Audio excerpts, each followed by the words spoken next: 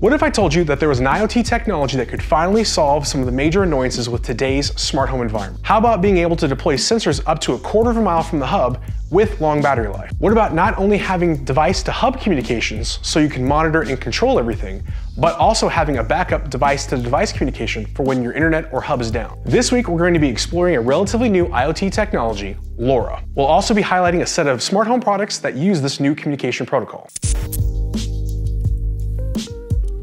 Hey everyone, it's Ryan with The Smart House. Today we're taking a look at LoRa, which LoRa is actually an abbreviation for long range. This technology allows for long-range wireless communication at very low power levels, making it perfect for use in smart home products. LoRa operates in the sub-gigahertz frequency range, so it allows it to penetrate obstacles such as walls and buildings, making it well-suited for urban environments. Now with a range up to 1/4 of a mile, LoRa-based devices can communicate with each other and with a hub, enabling a wide range of home automation capabilities. And make sure you stick around to the end of the video where we put that range to the test, using one of my drones. Now LoRa is a type of signal modulation that spreads the signal over a wide spectrum, which makes it appropriate for devices, such as sensors, in remote locations that need to transmit while consuming very little power. Another one of the key benefits of LoRa is its low cost. Because it uses unlicensed spectrum, companies and organizations can deploy LoRa networks without incurring the high costs associated with licensing sections of the spectrum. This makes it an attractive option for a wide range of applications, including smart cities, smart agriculture, and asset tracking. And that last one I've actually seen work firsthand. It's a pretty versatile technology. Now, I first found out about this technology at a previous job where we had a few customers that were designing this protocol into their products. Now, I'm still not sure why this technology hasn't really taken off in the consumer space. Talking with a friend and former coworker, he seems to think it might have to do with having to get used to a whole new technology and the associated coding and testing requirements,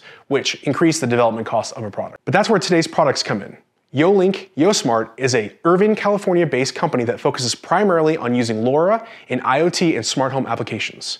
They reached out to me back in August and sent me one of their starter kits to try out. So let's see what comes in the kit and how to use it in your home. Now I'm testing out one of their starter kits, which I think is a good place for most users to begin. This particular kit has a nice variety of components that the average smart home is going to need. But they do have a variety of kits available through their website and Amazon, so you can pick and choose the best setup for your house. Alright, so let's start with the brains of the operation, the hub. Now this hub can operate either in Wi-Fi or with an Ethernet connection. Now the Wi-Fi is limited to 2.4 gigahertz only, but it's nice to have the option of connecting to Ethernet if you have an area that doesn't have a good Wi-Fi connection. Now, this is what bridges the LoRa network with your home network. It's powered off of an included USB micro cable and wall adapter. One cool thing is you can actually purchase multiple hubs or different styles of hubs and combine them into a single account. So if you need to extend the range, you just add another hub and tie it into your existing account. Now, next up are the door and window sensors.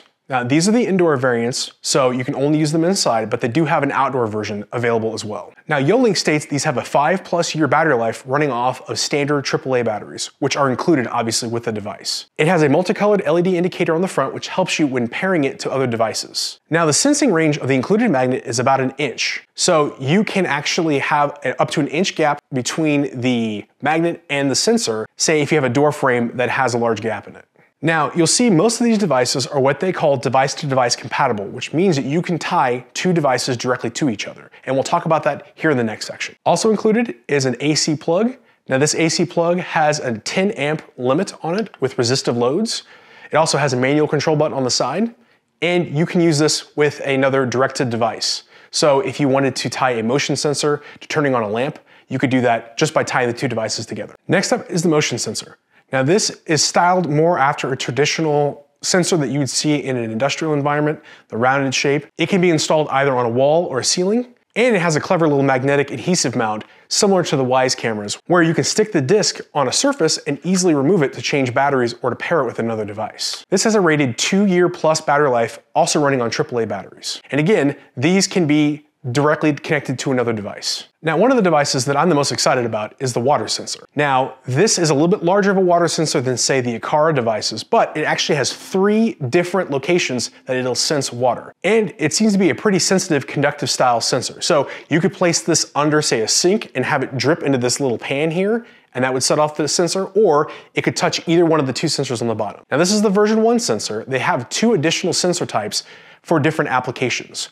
One with a rope style sensor where you can lay it out over a large area, and another one that has a different style sensor that can tell you the exact location of a leak. It sets off the alarm. It will flash a light on the front of this device, and on the version 2 and 3, it actually has an onboard siren. So here in a second, we'll see how we can connect this to an included siren where you'll still get notified even if the internet is down. This version has a 5-year battery life and is also device-to-device compatible. So you could tie this into the siren directly or one of their water shutoff valves to turn off your water if it does detect a leak. Then we have the temperature and humidity display. Now, similar to other displays like you've seen by Xiaomi or even SwitchBot, this has onboard logging and can store up to 64,000 events if it gets disconnected from the hub. This has a 2-year plus battery life, and you can also calibrate the sensors if you find that they are slightly off either for the humidity or the temperature. And then finally, the last item included in the kit is the siren. Now, this siren has 3 different levels, 100, 104, and 110 decibels that's selectable by the switch on the side. It also has an LED indicator on the top,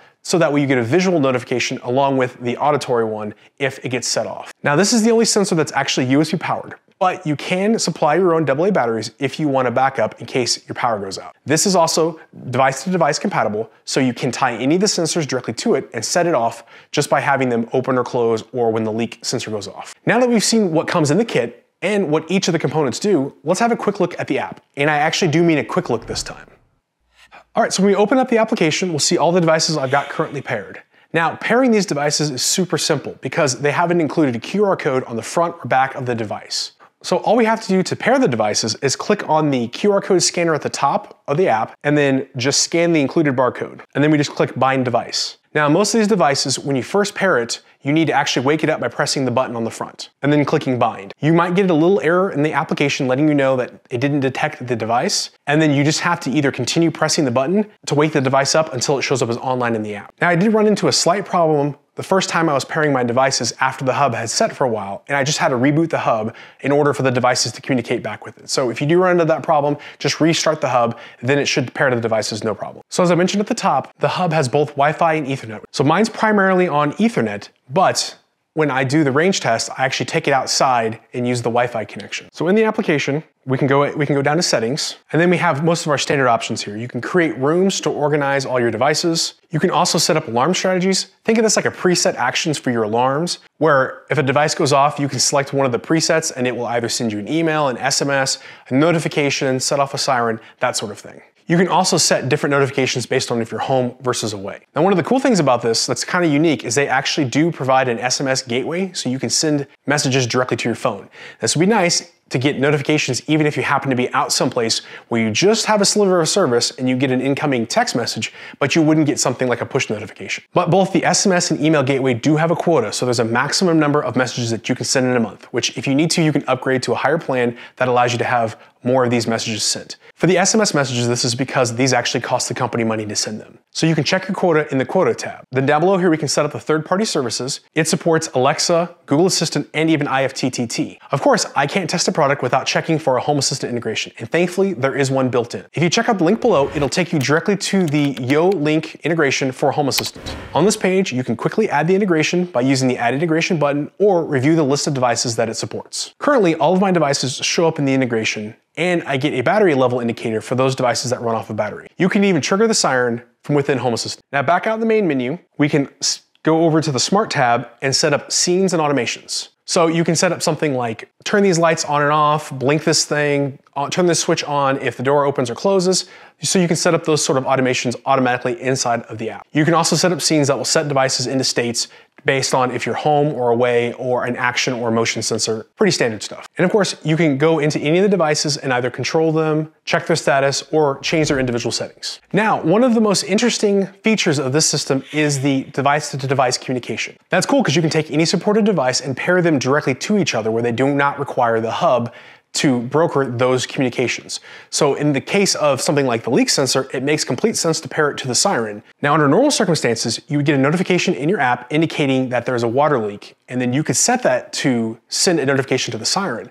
But if you tie these directly together, it will always set off the siren when it detects water. This is great, again, if your hub happens to be down or your internet's down and you can't get the notification sent out. So pairing the devices is as simple as taking the sensor and holding down the set button for about 5 seconds until the light turns green. Once that light starts flashing green, you can take your other device and press its set button down for 5 seconds until it starts flashing green. Once this starts flashing green, the devices should automatically pair to each other, and the lights will go off. Now to test this, all I have to do is set the water sensor off, and the siren will sound. Now to prove it's not just using the automation on the hub, I've actually got the hub completely unplugged. And you'll see, when I set it sets the siren off.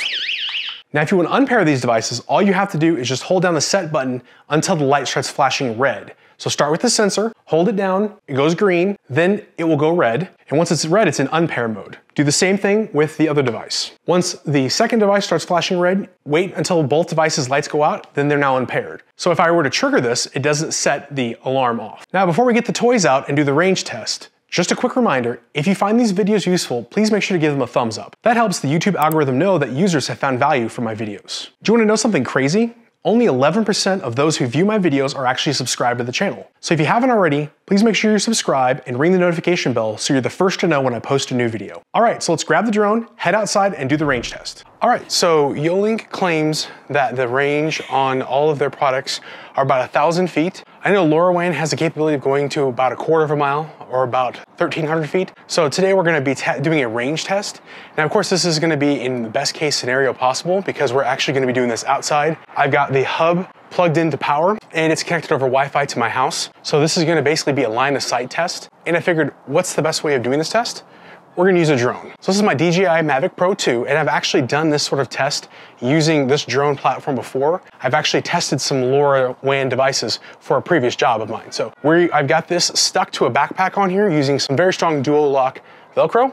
So we're gonna go ahead and launch this and send it out about 1,000 feet according to the remote, and we'll see what it ends up looking like. 1,000 feet away from its launch point, which is basically from the hub. It's currently hovering out over that field over there. So if we check the YoLink app right now, it hasn't updated for 13 minutes, so we're gonna have to sit here and wait. So I've just restarted the hub, hoping that forces the device to check in. Now, there we go.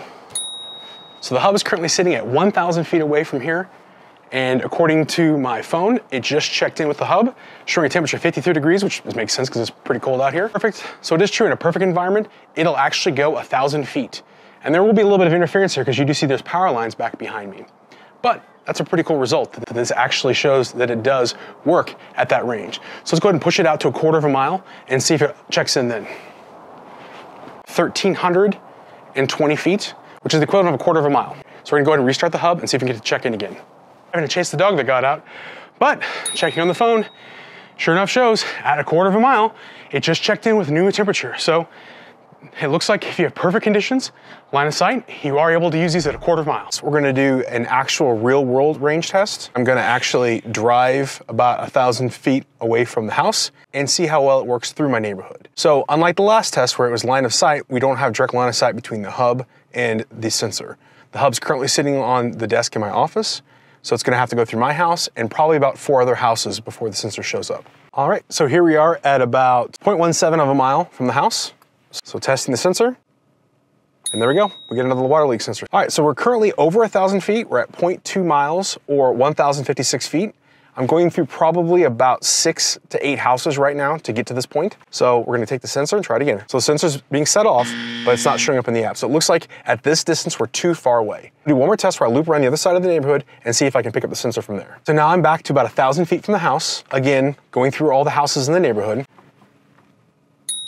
And there we go. It's actually functioning, just about 1,000 feet. So I'm probably just a slight bit under 1,000 feet, but it does look like it works at about 1,000 feet, even through a number of houses. So I guess in the real world, you probably should expect about 1,000 feet from these battery-powered sensors to get back to the hub. Now, of course, that can be stretched depending on how you set the hub up. If it's in someplace that's at a high point in your house, or it's closer to an outside wall.